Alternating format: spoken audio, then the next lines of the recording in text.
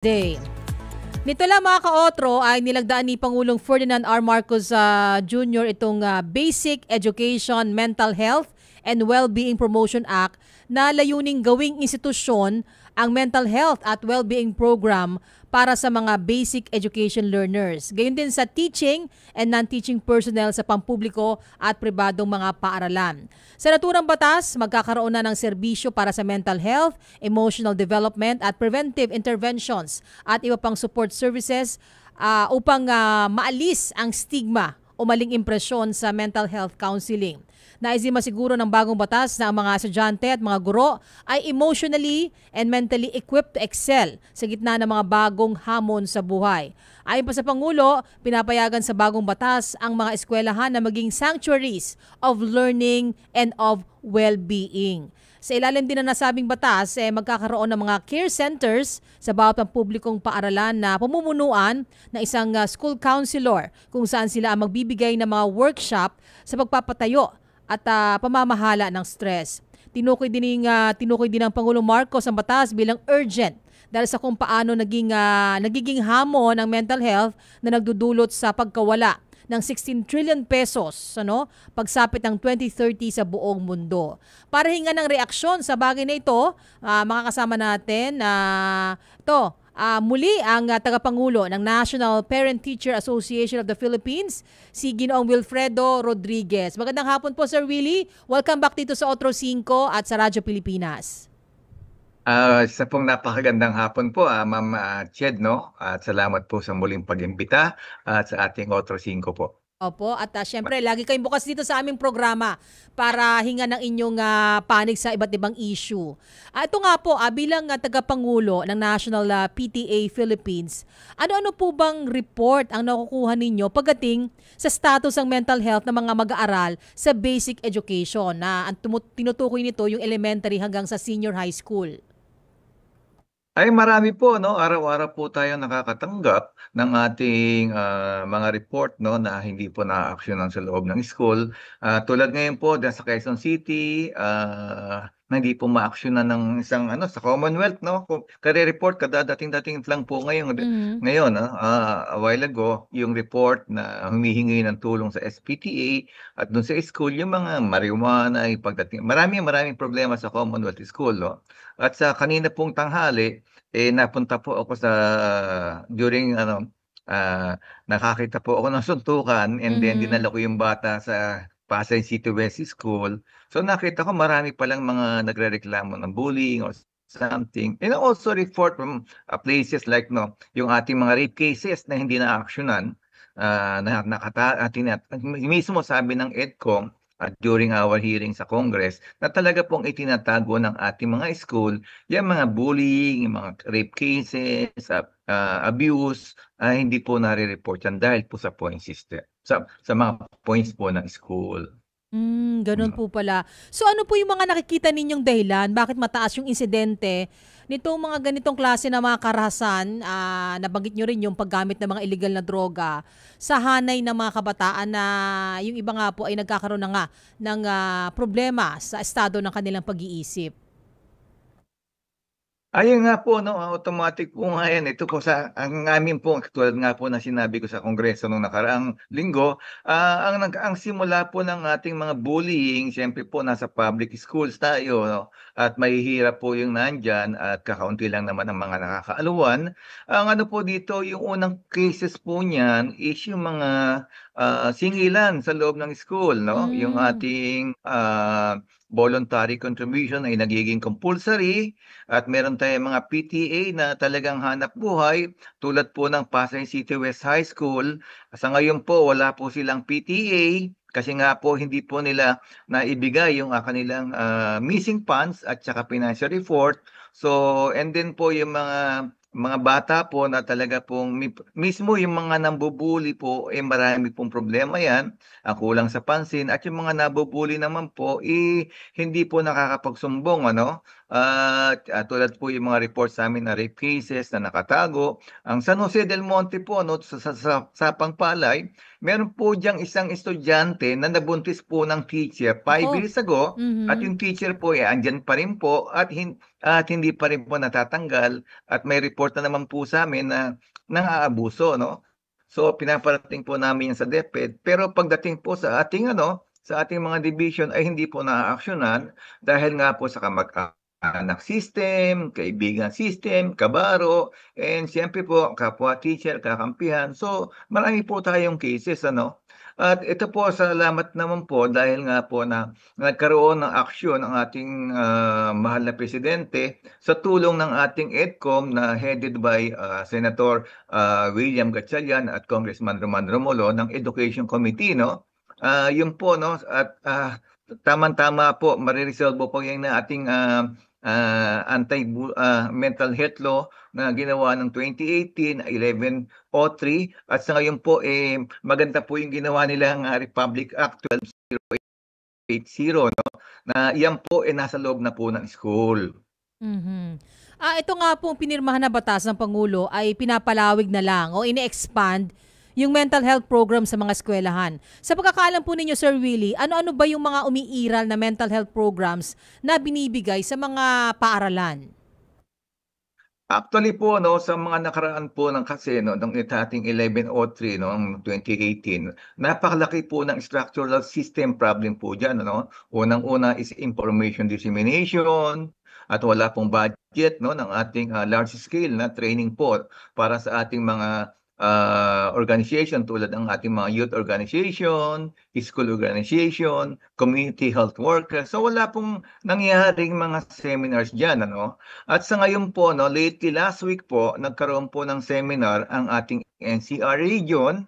Ang ang inimbita lang po, no, is yung mga federation president ng mga division ng NCR, at ang karamihan nga doon po, no, ay ito pa rin po yung problema natin, ano po. Ang Pasay po at ang Las Piñas hindi po iniimbita, no. Hindi po pinapupunta ng mga superintendent natin. So, maski po sa anumang pagtitipon ng DepEd Central na may kahit mga instruction, no, itong Pasay po at Las Piñas, kung saan po ako galing, hindi po pinapupunta ng aming mga superintendent.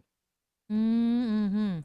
Kung kayo Yan po po yung nagiging problema po, ano. Dapat po kasi matuto po yung ating mga PTA, no, to be part ng mhm. ating mga monitoring, reporting, especially, no, dapat po matrain ng PTA, no, sa mga ganyang bagay, no, to be part ng monitoring, reporting, tulad po ng ginagawa ng Pasay PTA, na kami po mismo, no, kapag may mga problema po ang mga bata, tumutulong po kami sa teacher at sa guidance na pinupuntahan po namin yung mga problematic na bata. So siguro po ang aking mapapanukala po is a large scale training ng ating mga PTA. Isama po sila doon sa ating bagong batas ng RA 12080 ng ating comprehensive, no, mental health sa mga school po. Mhm. Sa pagkakaalam po ninyo, kailan sakaling magiging o ipapatupad itong nasabing batas na ito, Sir Willie, sa mga eskwelahan? Itong pinirmahan ng Pangulong Marcos. Actually po, kumpleto na po 'yan, dapat na pong ma-implement na po kaagad 'yan, ano, at may sign na po 'yan. Siguro po dadagdagan na lang po ng IRR. So ngayon po ang magiging suggestion po ng National PTA bilang pribadong organization, non-DepEd po kami, 'no. Kami po yung mga former at saka mga incumbent PTA Federation President at mga members at saka volunteer parents, 'no. Yan po yung aming organisasyon na tumutulong po sa DepEd, ano. Kasi nga po alam po natin na talagang loaded po yung ating mga teachers, yung ating mga principal, yung mga guidance, lalong-lalo po sa guidance is kulang po yung ating mga psychologist, no. At nandito po yung PTA, no, na pwede po talaga na lahat ang talaga pong trabaho namin is to help the school, no. Sana po, ano, isama po ng ating butihing Secretary ng Edukasyon, Sani Angara, na ma-identify, isama sa duties and responsibilities, no, ng PTA itong mga pag-handle ng bullying at ng itong mga problema po ito sa mga bata para po maibsan ang sobra-sobrang trabaho ng ating mga teacher. Ayun. Nitong November, Sir Willie, ay nagkaroon ng observance ang National Mental Health Month. Meron po ba kayo naging partisipasyon dito, ang National PTA Philippines? Actually 'no, sa ngayon po 'no, medyo po kasi nga ang nangyayari po sa sa'min 'no, meron pong issue na hindi po talaga isinasama, Hindi pa ang nare-resolve. mga magulang sa ganyan, lalo na po sa DepEd 'no.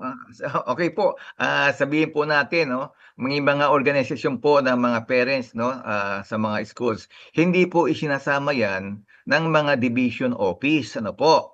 Ito po, ipapaalam ko na nga po kay Secretary Sang Angara at sa ating mga deputy official na kapagka po merong mga memo na nanggagaling po sa, ah, central office, hindi po nakakarating po 'yan sa ating mga PTA, ating mga magulang. Dahil ang isa sa solusyon po nito ng ating mga tulad ng seminar na 'yan, dapat po 'no, naibababa 'yan sa ating mga magulang 'no. Kasi sila po yung main concern diyan ano, is education start from the home and then support sa ating mga bata. Karamihan po nangyayari ng bullying at mental problem po is nasa eskuwelahan. So yan po dapat, yung mga seminars na yan, yung mga imbitasyon na yan, dapat po yan 'no, magkaroon ng isang active participation yung ating mga PTAs 'no. Kasi nga po ang ating mga PTAs, lahat po ng mga leader ng mga organization ay mga magulang po yan 'no, mga volunteer po yan. Which means kapagka kayo po ay mayroong anak na nag-aaral, kayo po ay automatic na PTA po. Panghuli na lang po, siyempre umaasa tayo na ma-resolve sana yung issue na yan, ano po, Sir Willie, sa lalong madaling panahon. Siguro, ano na lang po, panghuling pananalita na lang po. Ano po ang gusto nyong iwan na mensahe sa mga sumusubaybay sa atin, lalo na sa mga kapwa ninyo, mga magulang o guardian, pagdating sa issue ng mental health?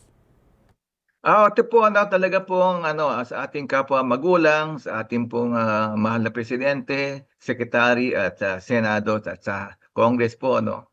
Napakalaki po ng organisasyon ng PTA ano po.